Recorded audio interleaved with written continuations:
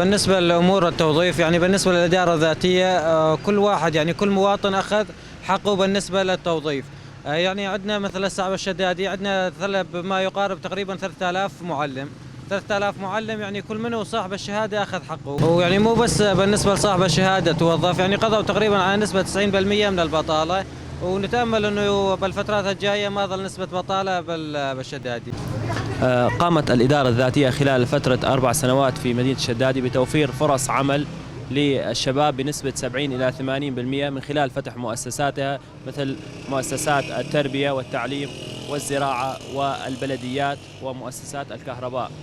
يعني بما معنى أن فرص العمل أصبحت متوفرة ومتاحة لمعظم الشباب. ابتداء من فترة ما تشكلت الإدارة الذاتية بناحية الشدادي والتواصل عن طريق إداراتنا، تم تشكيل المؤسسات اللي موجودة بالناحية، منها قطاع التعليم والقطاع المدني.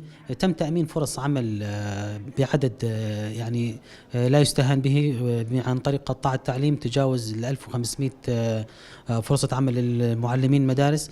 وبما يخص موضوع المؤسسات المدنية كمان تأمين أو فتح القطاع المدني للمؤسسات مدنية من بلدية الشعب والزراعة والصناعة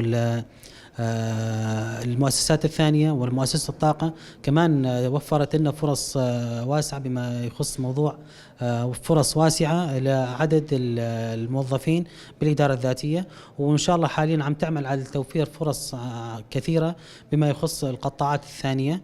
وإن شاء الله نحن كمجلس مدينة عم نعمل عن طريق المنظمات أو غيرها من أجل توفير فرص عمل كثيرة ضمن الإدارة الذاتية.